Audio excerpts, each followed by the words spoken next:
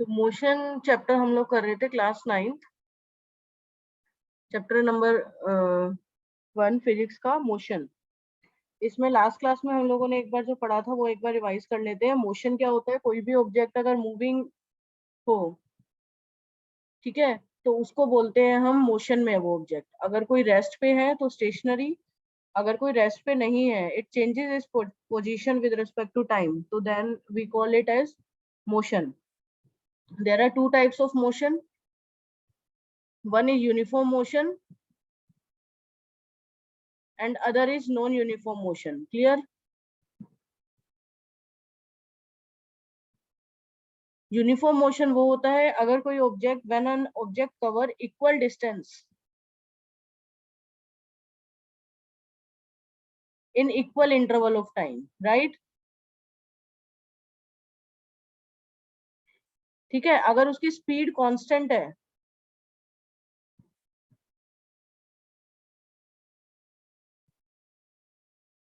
वो same distance travel कर रहा है सेम इंटरवल ऑफ टाइम पे, तो उसको कहते हैं यूनिफॉर्म मोशन। अगर वो ऑब्जेक्ट अनइक्वल डिस्टेंस ट्रेवल कर रहा है इन equal interval of time, obviously time तो इक्वल ही होगा, तभी तो हम पता कर पाएंगे कि वो इक्वल है या नॉन इक्वल।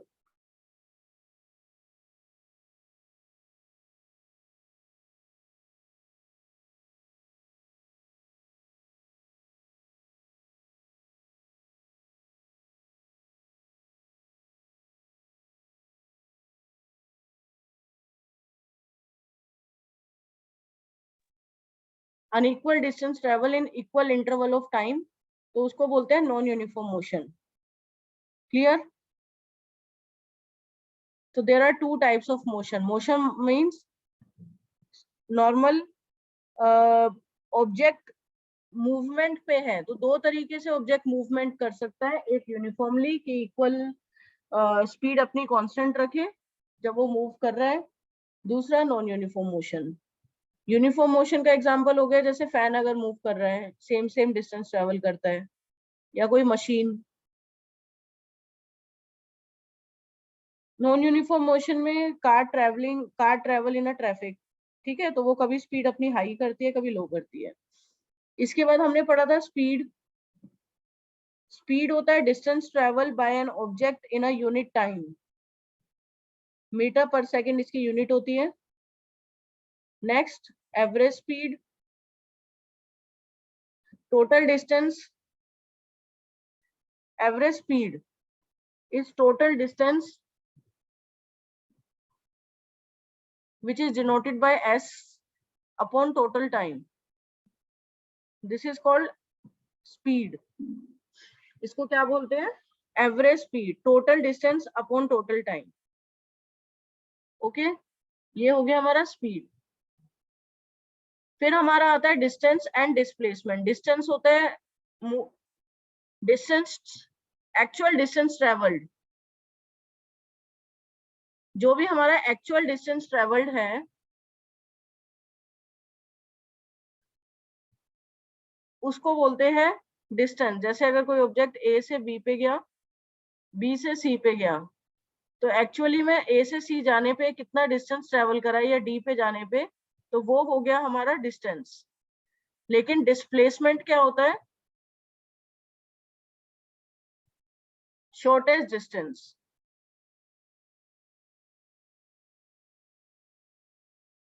जैसे अगर ए टू डी निकालना है तो शॉर्टेस्ट डिस्टेंस हो जाएगा ये वाला,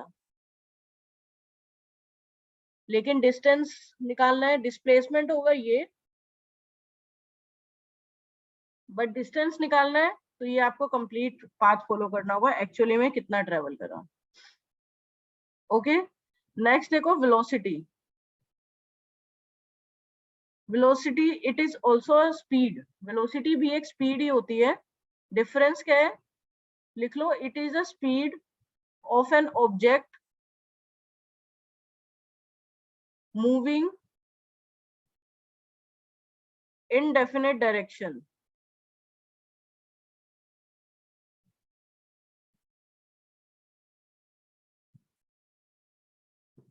तो बेसिकली वेलोसिटी क्या है, अगर कोई ऑब्जेक्ट मूव कर रहा है इन इनडेफिनेट डायरेक्शन में, मतलब डायरेक्शन भी इसमें मैटर करती है इन केस ऑफ वेलोसिटी।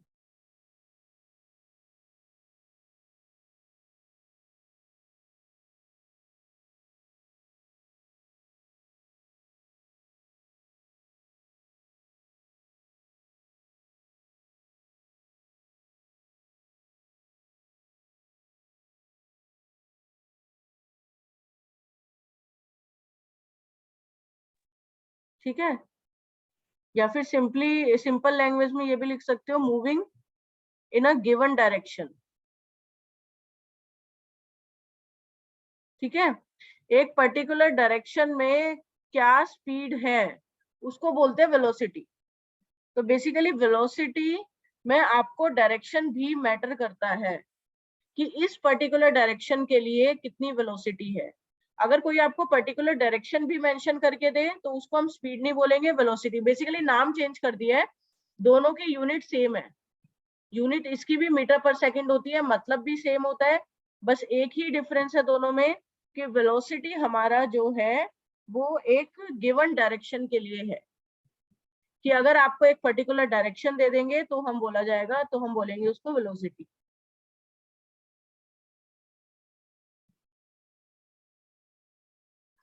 ये एक वेक्टर क्वांटिटी है, it is a vector quantity.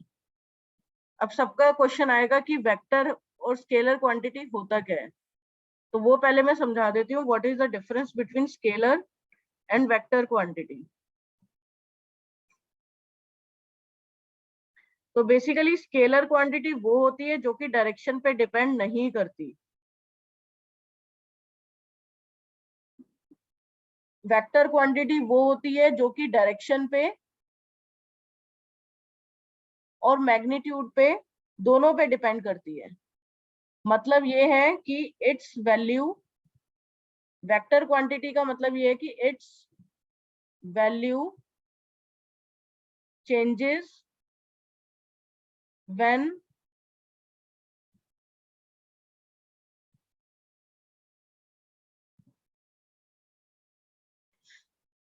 Either its magnitude और डायरेक्शन चेंजेस। मतलब क्या मतलब है इसका, मैग्नीट्यूड का मतलब है कि अगर उसकी वैल्यू मान लो 3 मीटर पर सेकंड है, आप मैग्नीट्यूड बढ़ा दो, उसका 5 मीटर पर सेकंड कर दो, तो ऑब्वियसली वेलोसिटी चेंज होगी। यस, सेकंड डायरेक्शन पे भी चेंज आएगा। अगर आपको ऐसे डायरेक्शन मूव करना है या फिर सेम ए टू डी आपको डिस्टेंस की तरह जा रहे हो या ए टू डी ऐसे जा रहे हो, तो दोनों केसेस में वेलोसिटी अलग होगी। तो वेलोसिटी वेक्टर क्वांटिटी है, दैट मीन्स कि इसकी वैल्यू चेंज होगी अगर आप मैग्नीट्यूड भी चेंज करो या फिर मैग्नीट्यूड और डायरेक्शन दोनों को चेंज करो या दोनों में से एक चेंज करो। तो मतलब वेक्टर क्वांटिटी वो होता है जो कि डायरेक्शन पे डिपेंड करता है। और अगर अब मैं स्पीड की बात करूं तो स्पीड हमारी स्केलर क्वांटिटी है, स्पीड डिपेंड नहीं करता डायरेक्शन पे, उसको बोलते हैं स्केलर क्वांटिटी। कि इसका मतलब ये है कि आपको स्पीड के लिए आपको बस डायरेक्शन नहीं बतानी। अगर कोई पूछेगा कि आपकी कितनी स्पीड है, तो 3 मीटर पर सेकंड, या इस गाड़ी की कितनी स्पीड है, उसमें आपको डायरेक्शन बताने की नीड नहीं है। लेकिन अगर आपसे कोई पूछेगा कि आपकी कितनी वेलोसिटी है, तो जो पूछ रहा है उसको डायरेक्शन भी बतानी नेसेसरी है, क्योंकि वेलोसिटी डायरेक्शन पे डिपेंड करती है। ठीक है, तो स्केलर क्वांटिटी वो होता है जो कि just depend on magnitude, value पे डिपेंड करता है, डायरेक्शन पे मैटर नहीं करता। इसके और भी एग्जांपल है स्केलर क्वांटिटी के, जैसे फोर्स भी एक स्केलर नहीं, फोर्स तो डायरेक्शन पे डिपेंड करता है कि किस डायरेक्शन, ऑब्वियसली डायरेक्शन। देखो मैं डिफरेंस बता देती हूँ स्केलर पे और वेक्टर के, कौन कौन सी स्केलर क्वांटिटी होती है, कौन कौन सी वेक्टर क्वांटिटी होती है। स्केलर हो गया जैसे एनर्जी, क्योंकि एनर्जी का खाली मैग्नीट्यूड होता है, कोई डायरेक्शन नहीं होती। मास, इस ऑब्जेक्ट का कितना मास है, टाइम, ये सारी स्केलर क्वांटिटी है। स्पीड, वॉल्यूम, और इन द अदर हैंड अगर मैं वेक्टर क्वांटिटी की बात करूं तो वेलोसिटी, ये डायरेक्शन पे डिपेंड करता है। Force, understood. Displacement, obviously displacement direction पे डिपेंड करता है ना, क्योंकि आपका इनिशियल और फाइनल पोजीशन के बीच में कितना डिफरेंस है। तो मैग्नीट्यूड होता है वैल्यू, ठीक है। मैग्नीट्यूड मतलब डायरेक्शन नहीं होता, मैग्नीट्यूड मतलब होता है वैल्यू, कि उस ऑब्जेक्ट की कितनी वैल्यू है। जैसे 5 kg, तो 5 हो गया मैग्नीट्यूड। मैग्नीट्यूड मतलब उसकी स्ट्रेंथ कितनी है। जैसे स्पीड की स्ट्रेंथ कितनी है, 5 मीटर पर सेकंड है या 7 मीटर पर सेकंड है या 8 मीटर पर सेकंड है, तो ये तो हो गया उसका मैग्नीट्यूड। और डायरेक्शन होता है कि किस डायरेक्शन पे वो मूव कर रहा है, लेफ्ट टू राइट जा रहा है, राइट टू लेफ्ट जा रहा है, ठीक है, अबव जा रहा है, बिलो जा रहा है। एक्सेलरेशन, ये हम पढ़ेंगे और डिटेल में एक एक वर्ड, ठीक है। धीरे धीरे करके समझ आएगा, एक साथ समझ नहीं आएगा, क्योंकि फिजिक्स आपके लिए नहीं है। 8th क्लास तक जो फिजिक्स है वो मेन फिजिक्स आपके 9th क्लास से स्टार्ट हुई है, ठीक है। तो ऐसे मत समझना कि एक बार में सब कुछ समझ आ जाएगा, टाइम दो, धीरे धीरे करके समझ आएगा। तो अभी लिख लो आपको जो मैं करवा रही हूँ, धीरे धीरे करके आपको स्केलर और वेक्टर क्वांटिटी और डिटेल में हम लोग पढ़ते रहेंगे तो और अच्छे से समझ आता रहेगा। तो ये सारी हमारी वेक्टर क्वांटिटीज है, ठीक है। और भी बहुत सारी होती है, तो अभी हम इतने ही करते हैं, ठीक है। तो वेक्टर क्वांटिटी बेसिकली मैग्नीट्यूड पे एंड डायरेक्शन पे, दोनों पे डिपेंड करती है। और स्केलर क्वांटिटी बस मैग्नीट्यूड पे डिपेंड करती है। मैग्नीट्यूड मतलब उसकी वैल्यू, उसकी स्ट्रेंथ कितनी है। आगे देखो,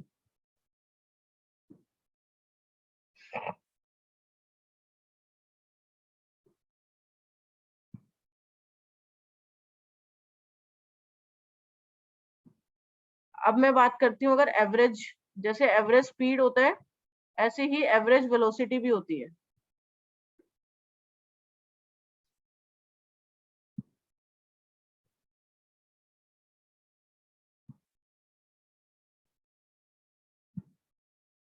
नेक्स्ट इज एवरेज वेलोसिटी। लिखते भी रहना क्योंकि मैं सारे इंपॉर्टेंट फॉर्मूले तो लिख पा रही हूँ। एवरेज वेलोसिटी होता है इनिशियल वेलोसिटी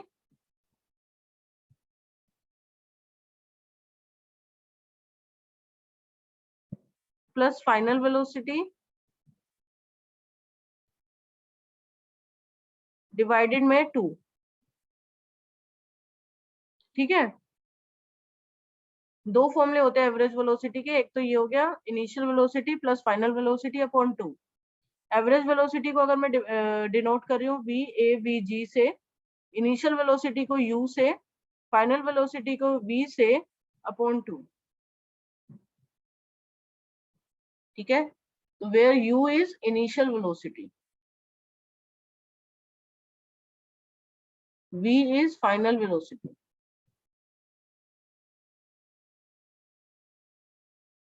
एक और फॉर्मूला होता है एवरेज वेलोसिटी का, जैसे एवरेज स्पीड का था।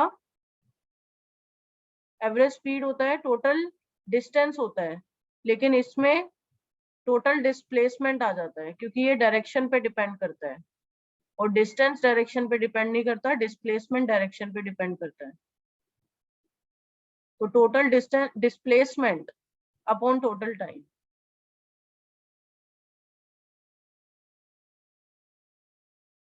ऐसा यूनिट सेम होती है, metre per second.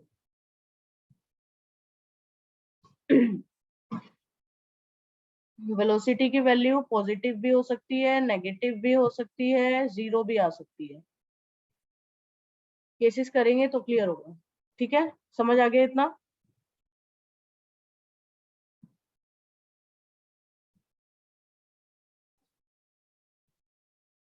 Ma'am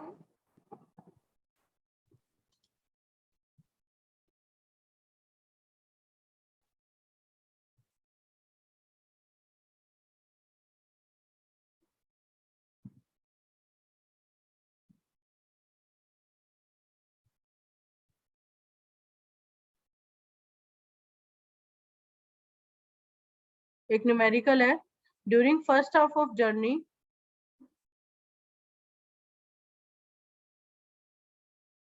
body travel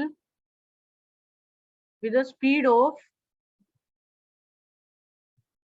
40 kilometer per hour, and next half of journey with a speed of 20 kilometer per hour. Find average speed. अब वेलोसिटी भी बोल सकता है, स्पीड भी बोल सकते हैं, दोनों से कोई मतलब नहीं है तुम्हें दोनों ऑलमोस्ट सेम ही है फॉर्मूले वाइज। एवरेज स्पीड की बात करेंगे तो फॉर्मूला होता है टोटल डिस्टेंस, लेकिन यहाँ पे तो डिस्टेंस ही मेंशन नहीं है। अगर आप डिस्टेंस भी लेके चलोगे तो 40 + 20 लेके चलोगे, टोटल टाइम को 2 आवर ले लोगे, क्योंकि ये भी पर आवर है, ये भी पर आवर, नहीं तो नॉर्मल तुम ले सकते हो। एवरेज स्पीड होता है v1 + v2/2, मतलब इनिशियल प्लस फाइनल, अभी बताया था स्टार्टिंग इनिशियल u + v/2। तो यहाँ पे uv इनिशियल फाइनल नहीं है, यहाँ पे हाफ ऑफ जर्नी करके है स्टार्टिंग वाली, और स्टार्टिंग में स्पीड रही 40 किलोमीटर की, उसके बाद 20 की, तो ऑन एन एवरेज कितनी रही 40 + 20/2। किसी भी चीज का एवरेज ऐसे ही तो निकालते हैं, ठीक है, तो 30 किलोमीटर पर आवर आंसर आ जाएगा। क्लियर है? नेक्स्ट देखो, नेक्स्ट टॉपिक हम करेंगे एक्सेलरेशन।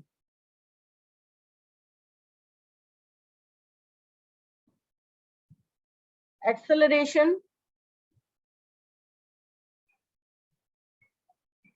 लिख लो अगर कोई लिख रहा है तो। इसी में जैसे एक और न्यूमेरिकल देख लो कि अगर कोई कार है वो ट्रेवल करती है 20 किलोमीटर फर्स्ट आवर में, फिर 40 किलोमीटर ट्रेवल करती है सेकंड आवर में, then it travels 30 kilometre in third hour. तो अब इस केस में इसकी एवरेज स्पीड निकालनी है, तो सेम फॉर्मूला लगेगा, टोटल डिस्टेंस कितना है 20 + 40 + 30 डिवाइडेड बाय टोटल टाइम 3।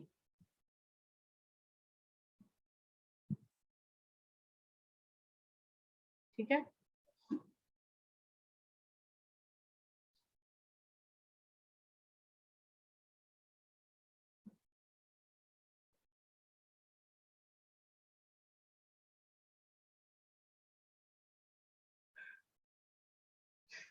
तो ये हो गया हमारा एवरेज स्पीड के ऊपर न्यूमेरिकल आते हैं, बेसिक से ही न्यूमेरिकल आते हैं इस तरीके से ही। ठीक है, आगे करें।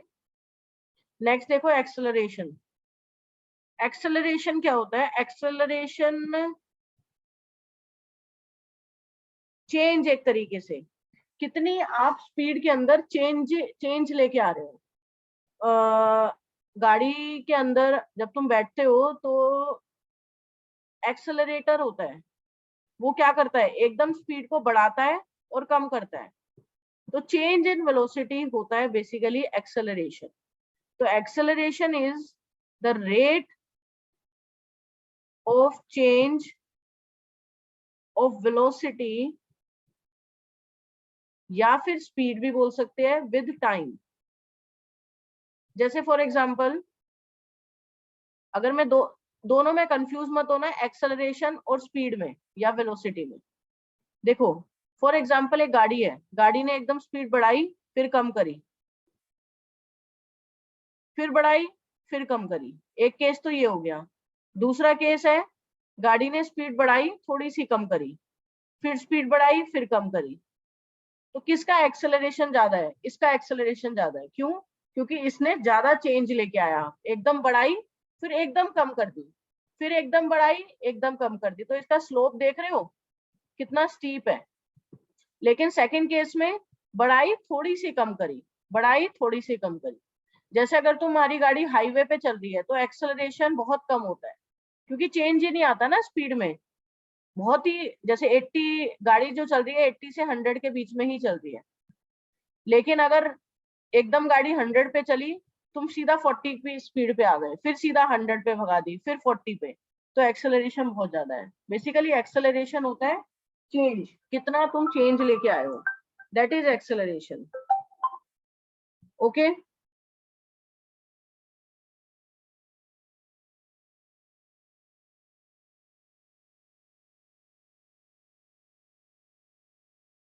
तो एक्सेलरेशन का बेसिकली मतलब होता है कितना चेंज लेके आ रहे हो आप वेलोसिटी के अंदर। फॉर्मूला लिख लो, एक्सेलरेशन को डिनोट करते हैं ए से, तो ए इक्वल्स टू, या पहले पूरा ही लिख लेते हैं, acceleration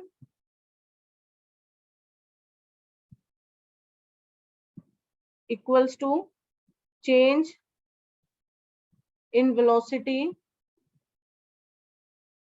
upon time,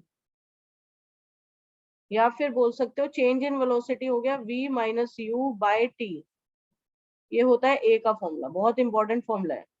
change in velocity मतलब final velocity minus initial velocity upon time taken. तो फाइनल को v से डिनोट करते हैं, पहले भी बताया था, इनिशियल को u से डिनोट करते हैं अपॉन t। अगर v की वैल्यू ग्रेटर देन u है तो आपका एक्सेलरेशन पॉजिटिव होगा, लेकिन अगर v की वैल्यू लेस देन है तो नेगेटिव होगा, जिसको बोलते हैं रिटार्डेशन। अगर स्पीड आपकी कम हो रही है, अगर v की वैल्यू कम है u से, तो एक्सेलरेशन नेगेटिव हो जाएगा, जिसको बोलते हैं हम रिटार्डेशन।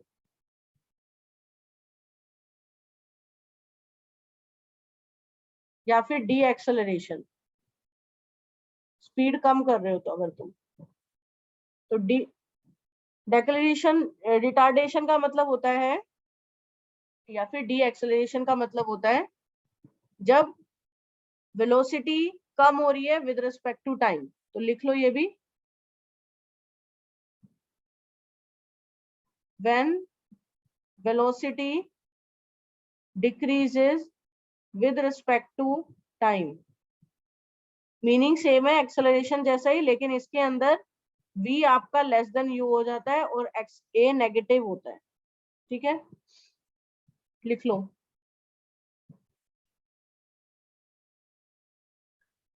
ठीक है, अब एक क्वेश्चन देखो, a car speed increases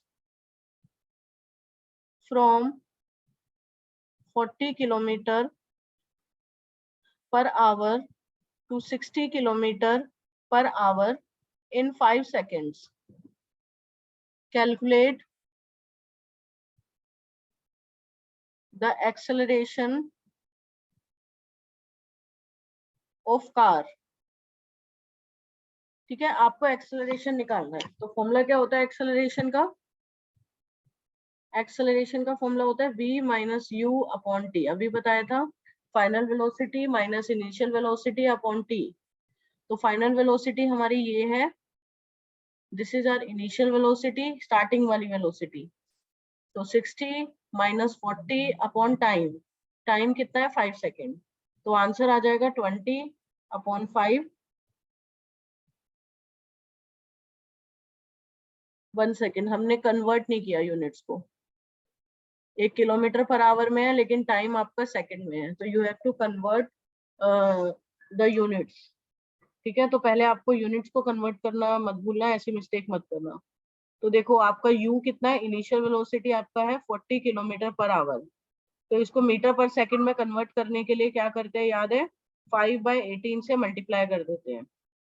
if you remember, kilometre per our को मीटर पर सेकंड में कन्वर्ट कैसे करते थे, मल्टीप्लाई बाय 1000 डिवाइडेड बाय 3600, तो ये हो जाएगा 5/18 से multiply, it comes out to be, इसको सॉल्व करोगे आपका आ जाएगा 11.11 मीटर पर सेकेंड।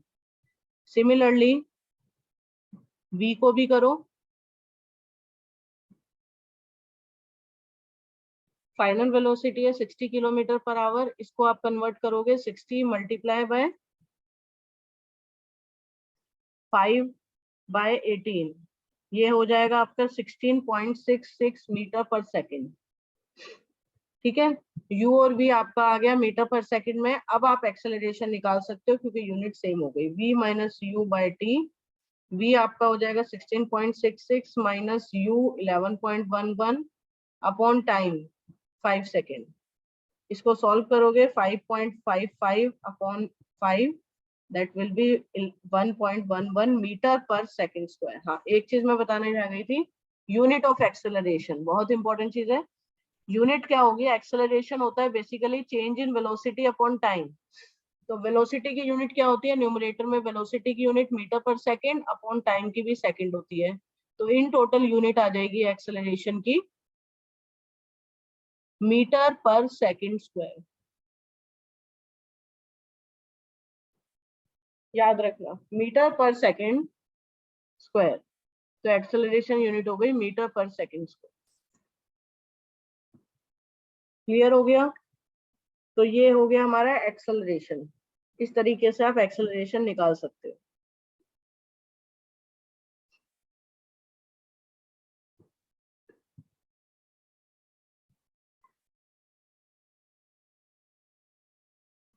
आगे देखो, next topic is graphical representation of equation.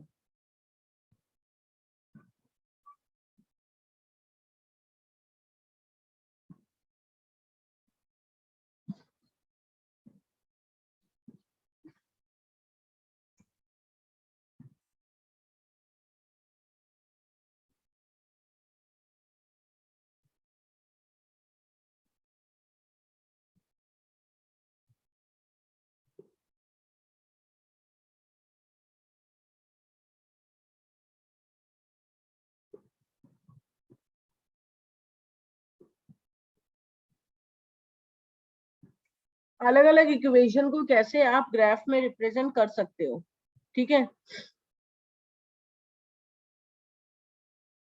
तो अगर मैं पहले ग्राफ की बात करूं तो वो है distance time graph. First graph is distance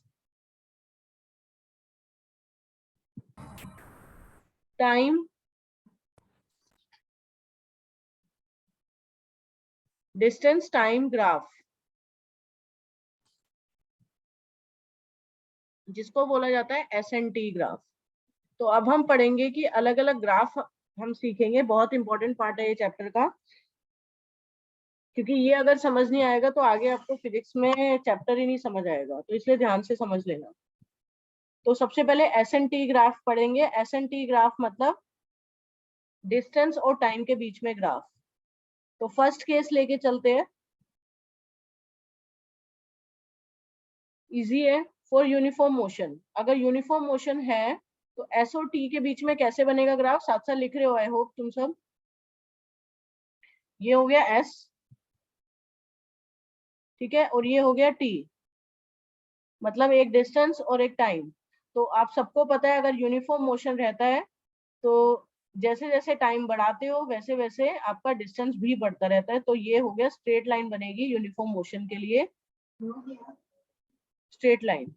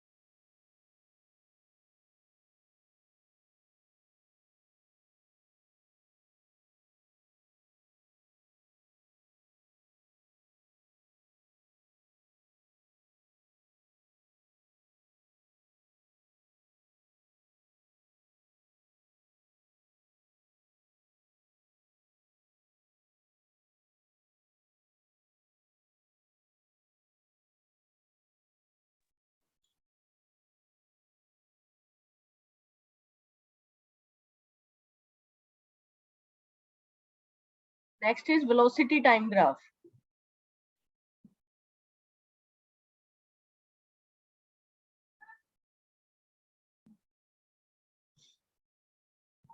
velocity time graph होता है वेलोसिटी और टाइम के बीच में ग्राफ.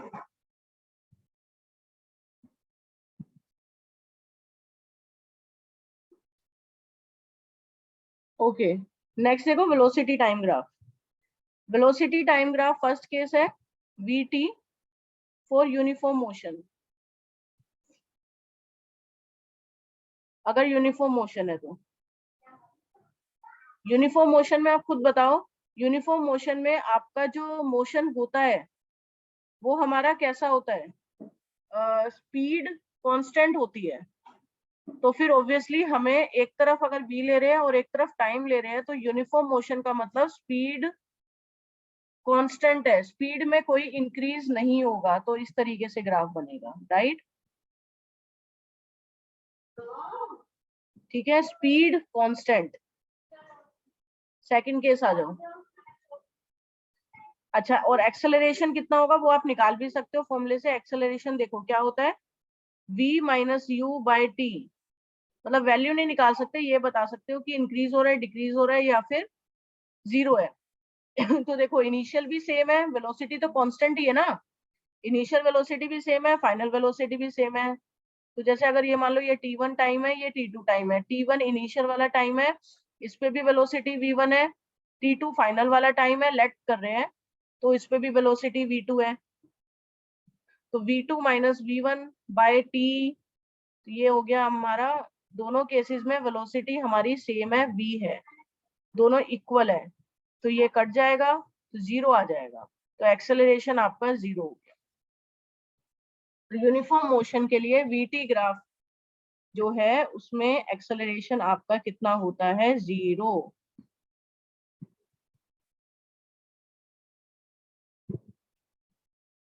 ठीक है, इसमें मैंने शायद आपको लिखवा दिया हो या नहीं लिखा हो, इस केस में लिख लो कि जो v होता है वो जीरो होगा. वेलोसिटी, ऑब्वियसली वेलोसिटी जीरो होगी, तभी तो डिस्टेंस आपका जीरो है.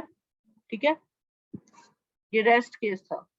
रेस्ट पे अगर कोई ऑब्जेक्ट तो वेलोसिटी ऑब्वियसली जीरो ही होगी. सेकंड केस आ जाओ.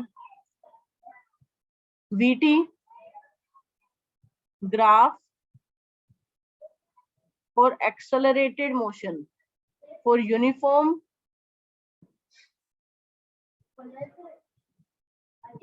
Accelerated motion.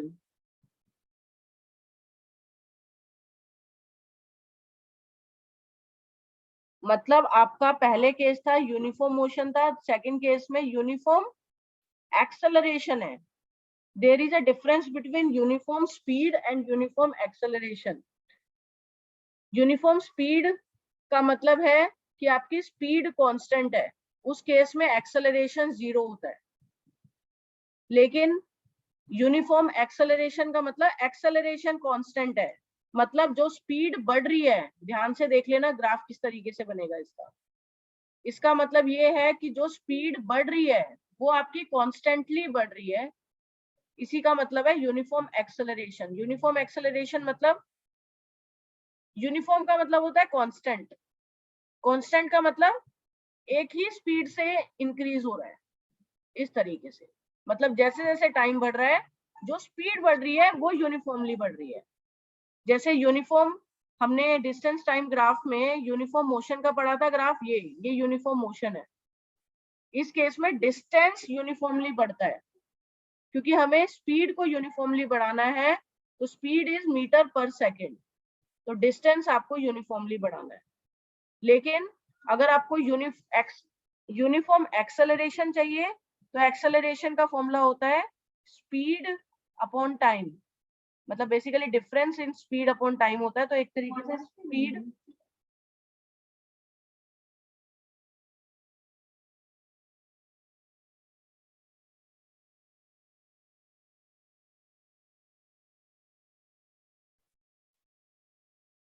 ठीक है, तो स्पीड अपॉन टाइम.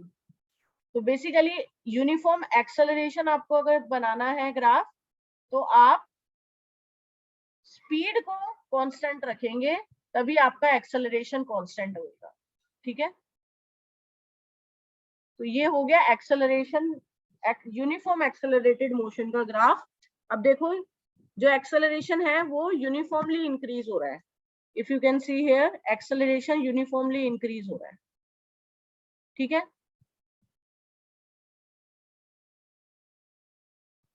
तो एक्सेलरेशन इंक्रीज यूनिफॉर्मली, जितना आपका टाइम बढ़ रहा है उसके हिसाब से वेलोसिटी कॉन्स्टेंटली बढ़ रही है, मतलब इक्वल टाइम इंटरवल में इक्वल स्पीड बढ़ रही है। जैसे अगर फर्स्ट आवर में 10 किलोमीटर पर आवर की स्पीड थी, सेकंड आवर में 20 किलोमीटर पर आवर की स्पीड, थर्ड आवर में 30 किलोमीटर पर आवर की स्पीड, तो एक्सेलरेशन आपका कांस्टेंट है, कॉन्स्टेंटली इंक्रीज हो रही है speed.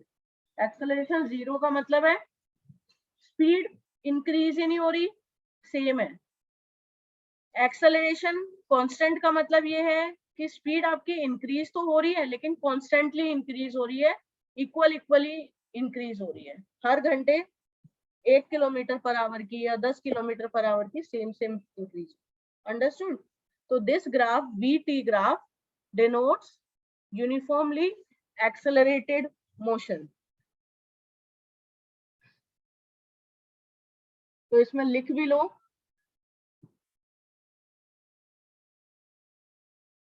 In uniformly accelerated motion there will be equal increase in velocity in equal interval of time। ठीक है, थर्ड केस देखो,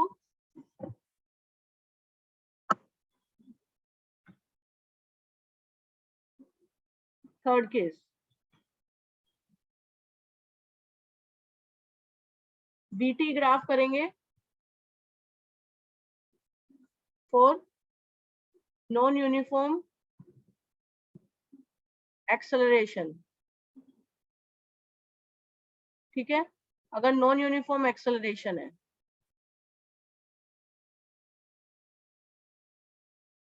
तो नॉन यूनिफॉर्म एक्सेलरेशन के लिए कैसे बनता है ग्राफ आपका, ये V हो गया, ये T हो गया, कभी बढ़ रहा है एक्सेलरेशन, कभी कम हो रहा है, कभी बढ़ रहा है, कभी कम हो रहा है। ठीक है, मतलब कम नहीं हो रहा है, कम तो किसी भी केस में नहीं हुआ है, यूनिफॉर्म नहीं है। ठीक है, कम नहीं हो रहा है, वो फिर रिटार्डेशन हो जाएगा। ठीक है, तो ये हो गया VT। कभी आपका अलग अलग यूनिफॉर्मली इंक्रीज नहीं हो रहा है बेसिकली स्पीड। ओके, स्पीड आपकी यूनिफॉर्मली इंक्रीज नहीं हो रही है।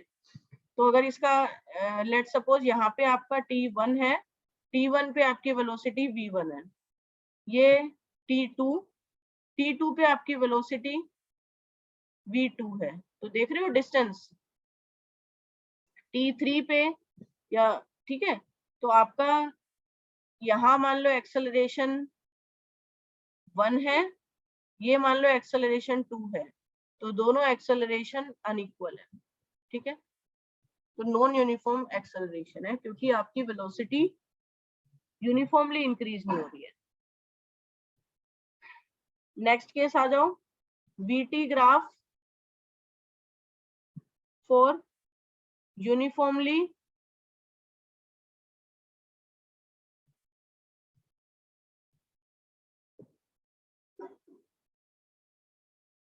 डीएसेलरेटेड मोशन या रिटार्डिंग मोशन, यूनिफॉर्मली लेकिन कम हो रहा है यूनिफॉर्मली, तो वो ऑब्वियसली VT और इस तरीके से बनेगा। ठीक है, नीचे की तरफ जाएगा, ऊपर से नीचे। लास्ट केस आ जाओ,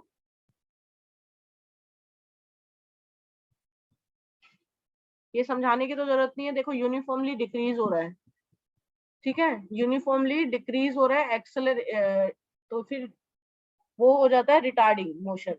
और यूनिफॉर्मली इसलिए आया है क्योंकि आपका इक्वल टाइम इंटरवल में इक्वल, देखो जैसे ये टाइम है t1, इस पे वेलोसिटी, और अगर t2 लो इस पे जो वेलोसिटी है, और t3 अगर मैं ले लेती हूँ तो इस पे वेलोसिटी, तीनों केसेस में इक्वल अमाउंट पे ही वेलोसिटी डिक्रीज हो रही है। Understood? Last case vt graph for non uniform decelerated motion.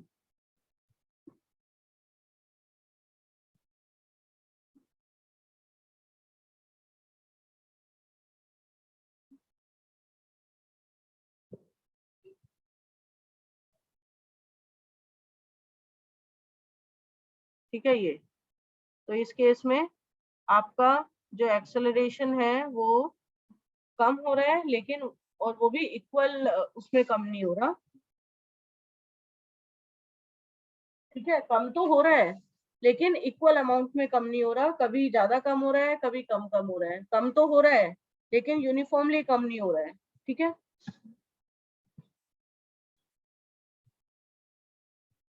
अब एक बहुत इंपॉर्टेंट नोट लिखवाने वाली हूँ, सब लोग लिख लेना, फिर मैं डाउट्स बता दूंगी जितने भी डाउट्स है। ठीक है, नोट डाल के लिखना, बहुत इंपॉर्टेंट नोट है।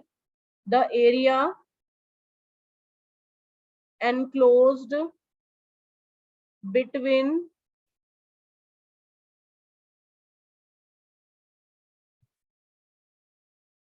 any two, पहले लिख लो फिर दिखा देती हूँ, टाइम इंटरवल्स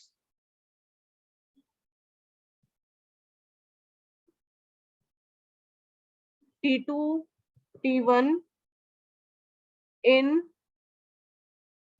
vt graph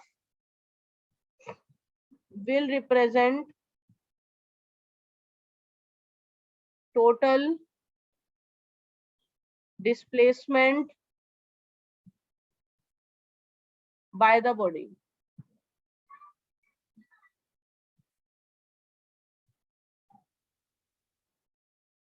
तो अगर ये ग्राफ है,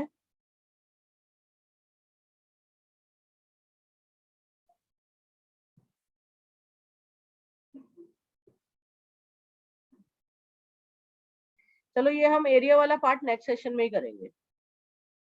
ठीक है, इसमें टाइम लगेगा थोड़ा सा क्योंकि ये न्यूमेरिकल्स कराने के बाद ही, इसी के बेस पे न्यूमेरिकल्स कराने के बाद ही समझ आएगा। अभी बस ये याद रखना कि मतलब इसमें न्यूमेरिकल्स हम नेक्स्ट क्लास में करेंगे। अभी ये याद रखना कि अगर आपका कोई भी वीटी ग्राफ है, ठीक है, अगर कोई भी वीटी ग्राफ है, वीटी ग्राफ से अगर आपको एरिया निकालना है तो वो हमेशा टोटल डिस्प्लेसमेंट बताता है, कि अगर आपको वैल्यूज नहीं पता लेकिन आप ग्राफ से भी डिस्प्लेसमेंट निकाल सकते हो, वीटी ग्राफ से आप डिस्प्लेसमेंट निकाल सकते हो।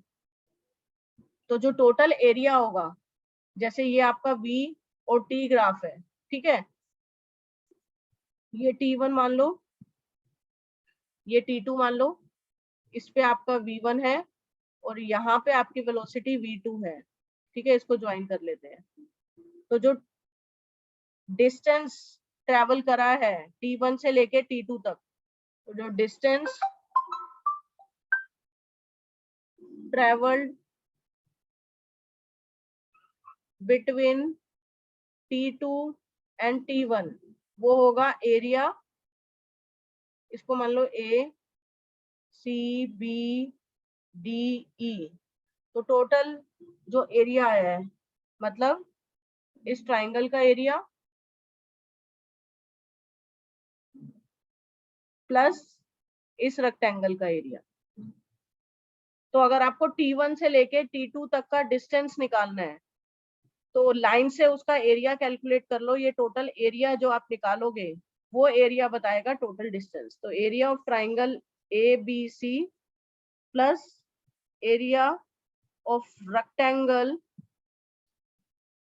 ACDE। क्लियर? तो बेसिकली अगर आपको डिस्टेंस निकालना है तो आप एरिया निकाल लो ग्राफ से, वो आपका डिस्टेंस बता देगा। तो area enclosed between any two time interval will represent the total displacement by the body. Clear है? हो गया. Thank you.